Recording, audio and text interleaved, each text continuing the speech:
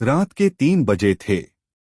पूरा शहर सो रहा था, लेकिन एक युवक अपने कमरे की खिड़की के पास बैठा हुआ था। कमरे की बत्ती बंद थी। सिर्फ बाहर चांद की हल्की रोशनी उसके चेहरे पर पड़ रही थी। उसकी आंखों में नींद नहीं थी। मन में हजारों विचार थे। कभी भविष्य की चिंता, कभी बीते हुए प्रेम की याद, कभी सफलता का डर, कभी असफलता का भय। वह थक चुका था, लेकिन उसका मन थकना नहीं जानता था। अचानक उसने गुस्से में अपनी डायरी फेंक दी और चिल्लाकर बोला, आखिर मेरा मन शांत क्यों नहीं होता। उसी समय उसे अपने मित्र की एक बात याद आई। उसने कहा था, अगर सच में उत्तर चाहिए तो ओशो के पास जाओ। अगले ही दिन वह आश्रम पहुंचा। आश्रम में अजीब सी शांति थी। पेड़ों के बीच से आती हवा, पक्षियों की आवाज और दूर बैठे ओशो का मुस्कुराता हुआ चेहरा। युवक उनके सामने बैठ गया और बोला, भगवान, मैं थक गया हूं। मेरा मन कभी शांत नहीं रहता। मैं जितना उसे रोकने की कोशिश करता हूं, वह उतना ही भागने लगता है। ओशो मुस्कुराए। उन्होंने युवक की ओर देखा और कहा, तुम मन को शांत करना चाहते हो, यही तुम्हारी सबसे बड़ी अशांति है। युवक कुछ समझा नहीं। भगवान, मैं तो शांति चाहता हूं। ओशो हंसे और बोले, जिस आदमी को नींद नहीं आती, वह अगर पूरी रात खुद से कहता रहे कि मुझे सोना है, मुझे सोना है, तो क्या उसे नींद आएगी। युवक बोला, नहीं, उसकी बेचैनी और बढ़ जाएगी। ओशो बोले, बस यही तुम अपने मन के साथ कर रहे हो। फिर उन्होंने उसे अपने साथ बगीचे में चलने को कहा। वहां एक छोटा सा तालाब था। ओशो ने एक लकड़ी उठाई और पानी को तेजी से हिलाने लगे। पानी में लहरें उठने लगीं। ओशो ने पूछा, क्या तुम इसमें अपना चेहरा देख सकते हो? नहीं। फिर ओशो ने लकड़ी को एक तरफ रख दिया। कुछ देर बाद पानी अपने आप शांत हो गया। अब युवक अपना चेहरा साफ देख सकता था। ओशो मुस्कुराए और बोले, मन को शांत नहीं किया जाता, उसे अकेला छोड़ दिया जाता है। शांति अपने आप आती है। लेकिन युवक अभी भी परेशान था।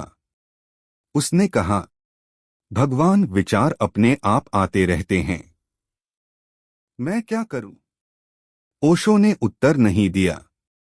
उन्होंने पास में पड़े एक सूखे पत्ते को उठाया और हवा में छोड़ दिया। पत्ता हवा के साथ उड़ने लगा। ओशो बोले, क्या पत्ता हवा से लड़ रहा है? नहीं। क्या वह हवा को रोकने की कोशिश कर रहा है? नहीं। फिर भी वह शांत है। फिर ओशो ने युवक की आंखों में देखते हुए कहा, तुम विचारों से लड़ रहे हो, इसलिए थक गए हो। विचार समस्या नहीं है, उनसे युद्ध समस्या है। युवक के भीतर कुछ हिला।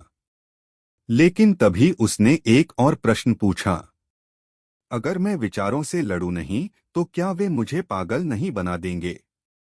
ओशो हंसने लगे और बोले, एक कहानी सुनो।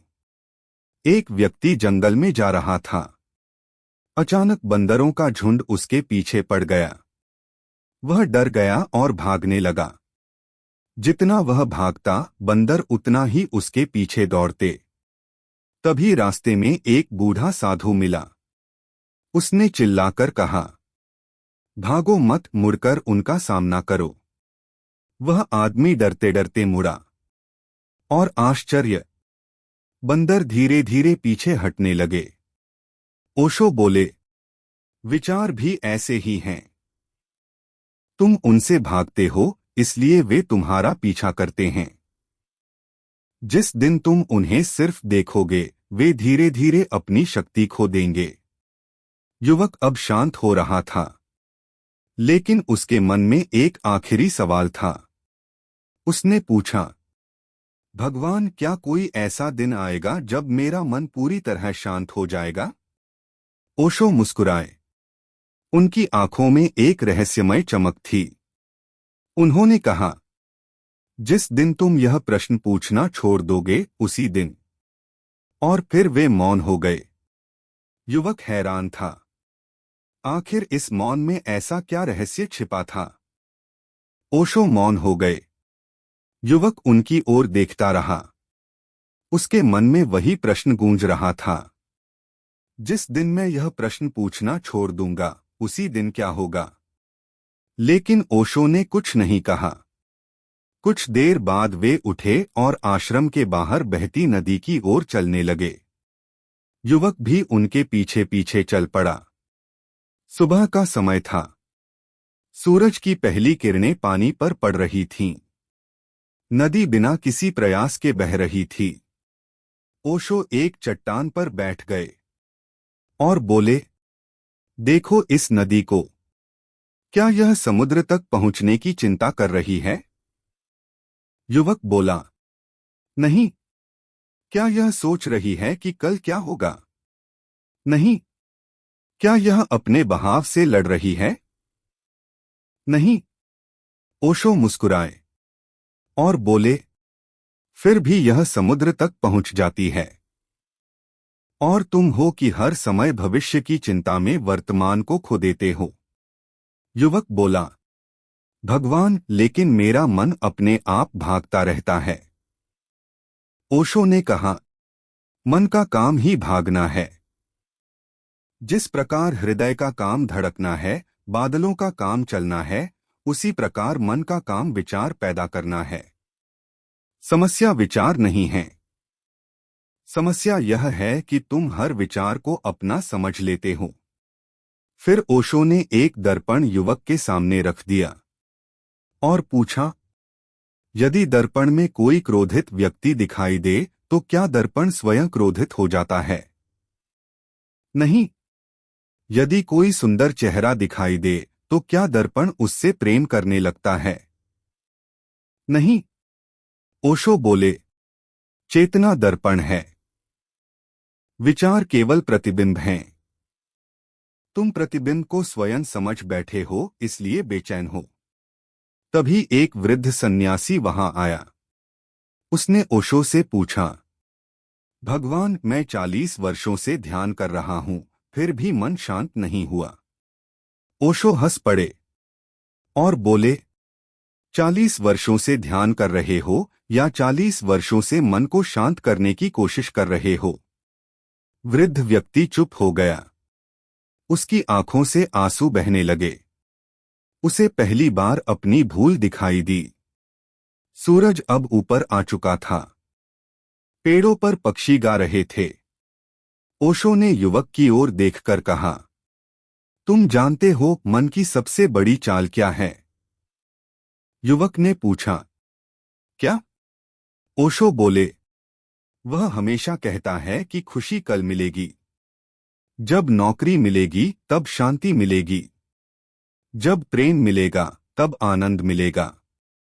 जब पैसा आएगा तब संतोष मिलेगा। लेकिन वह कल कभी नहीं आता। और इसी प्रतीक्षा में पूरा जीवन बीत जाता है। फिर उन्होंने एक कहानी सुनाई। एक आदमी रेगिस्तान में प्यासा भटक रहा था। दूर उसे चमकता हुआ पानी दिखाई दिया। वह दौड़ा, लेकिन वहां पहुंचकर पता चला कि वह केवल मृगतृष्णा थी। फिर दूर दूसरा पानी दिखाई दिया। वह फिर दौड़ा और पूरी जिंदगी दौड़ता रहा, लेकिन पानी कहीं नहीं था। मरते समय उसे पता चला, जिस पानी की तलाश में वह बाहर भाग रहा था, उसका कुआं उसके अपने घर के पीछे था। ओशो युवक की आंखों में देखते हुए बोले, तुम भी ऐसे ही हो। शांति बाहर नहीं है। उसे पाने के लिए कहीं जाना नहीं है, केवल रुकना है। युवक की आंखें नम हो गईं। उसने पूछा, भगवान, क्या इसका अर्थ है कि मुझे कुछ करना ही नहीं चाहिए? ओशो मुस्कुराए। नहीं, काम करो, सपने देखो, प्रेम करो, लेकिन भीतर साक्षी बने रहो। जीवन को गंभीरता से मत लो, उसे एक खेल की तरह जियो। और फिर ओशो ने अंतिम बात कही, मन को जीतने की कोशिश मत करो, मन को समझो। जिस दिन समझ आ जाएगी उसी दिन शांति अपने आप उतर आएगी। युवक की आंखें बंद हो गईं। कई वर्षों बाद पहली बार उसने भीतर एक अजीब सा मौन महसूस किया। विचार अभी भी थे, लेकिन अब वह उनसे लड़ नहीं रहा था।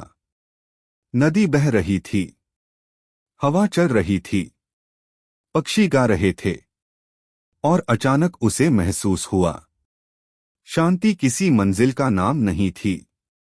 शांति तो उसी क्षण जन्म लेती है जब मन से युद्ध समाप्त हो जाता है। ओशो मुस्कुराए और धीरे से बोले, याद रखना, मन को शांत करना मत सीखो, मन के पार जाना सीखो। और फिर वे मौन हो गए, क्योंकि कुछ सत्य शब्दों से नहीं, केवल मौन से समझे जाते हैं।